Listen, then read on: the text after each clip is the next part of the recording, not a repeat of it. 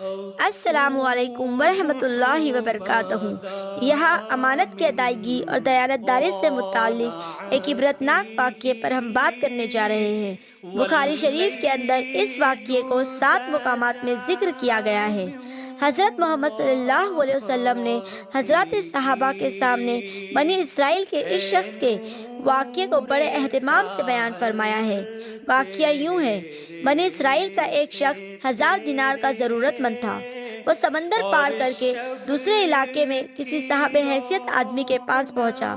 اس سے جا کر 1000 دینار قرض مانگا۔ صاحب مال نے کہا کہ میں آپ کو پیسہ دے سکتا ہوں، لیکن گواہ کون ہے؟ آپ گواہ لائیے۔ اس شخص نے کہا، کفا باللہ شہیدن، میرے اور آپ کے درمیان میں اللہ ہی گواہ کافی ہے۔ تو صاحب مال نے کہا کہ بھائی پھر کفیل اور ذمہ دار لاؤ، تاکہ اگر آپ نے ادا نہیں کیا تو میں آپ کے کفیل سے وصول کر لوں گا۔ اس شخص نے پھر کہا کہ کفا باللہ کفیلن، میرے اور آپ کے درمیان اللہ ہی کفیل ہے۔ صاحب مال نے کہا، یہ بات تو سچ کہہ رہا ہے، لہٰذا ایک مدت متعین کر کے 1000 دینار اس کے حوالے کر دیے کہ جب مدت پوری ہو جائے گی تو آپ ہمارا قرض ادا کر دیں۔ اس شخص نے کہا ٹھیک ہے۔ پھر یہ شخص 1000 دینار قرض لے کر سمندر پار کر کے اپنے گھر پہنچ گیا اور اس سے اپنی ضرورتیں پوری کی۔ جب قرض کی مدت پوری ہو گئی تو وہ شخص قرض ادا کرنے کے لیے 1000 دینار لے کر قرض خواہ کے یہاں پہنچانے کے لیے روانہ ہوا۔ سمندر کے پاس پہنچ کر کشتیاں تلاش کرنے لگا، لیکن کوئی بھی کشتی نہیں ملی۔ اسے سخت خدشہ ہوا۔ اسے محسوس ہونے لگا کہ کہیں میں وقت پر اپنا قرض ادا نہیں کر پایا، اپنی مدت پوری نہیں کر پایا تو کیا ہوگا؟ سمندر کے کنارے مارا پھرنے لگا، کسی طرح کوئی سواری نہیں ملی۔ آخرکار مجبور ہو کر ایک لکڑی میں سوراخ کیا اور اس سوراخ کے اندر 1000 دینار اور ایک پرچی رکھی۔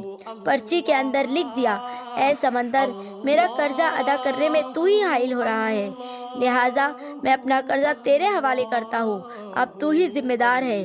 چنانچہ لکڑی کے سوراخ میں یہ پرچی اور 1000 دینار رکھ کر سوراخ بند کر دیا۔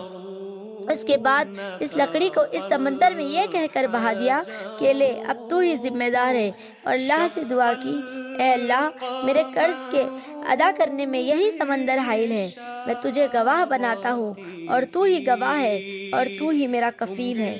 جب قرض کی مدت پوری ہونے لگی تو وہ شخص جس نے قرض دیا تھا وہ بھی قرض دار کے پاس پہنچنے کے لیے سمندر کے کنارے پر پہنچا تو اسے بھی کوئی سواری نہیں ملی۔ اتفاق سے اس کے سامنے سمندر میں سے ایک لکڑی بہتی ہوئی آئی۔ جب وہ لکڑی سمندر کے بالکل کنارے پر آ گئی تو اس نے اس ارادے سے اس لکڑی کو اٹھا لیا کہ گھر میں عورتیں کھانا پکانے میں ایندھن کے کام لے گی۔ گھر لے جا کر چیرا تو اس کو 1000 دینار اور وہ پرچی ملی۔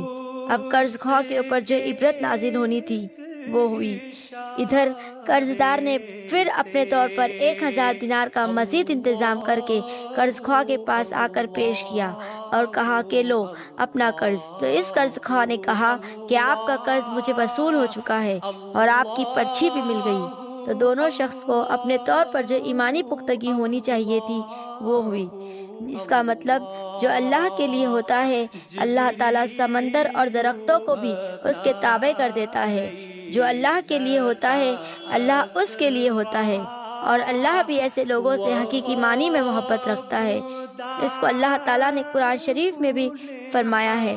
اللہ تعالیٰ کی طرف سے اس کے ساتھ یہ غیبی مدد اس لیے ہوئی کہ یہ اللہ سے محبت رکھتا تھا، اس لیے کہ امانت کی ادائیگی اللہ سے محبت کی علامت ہے۔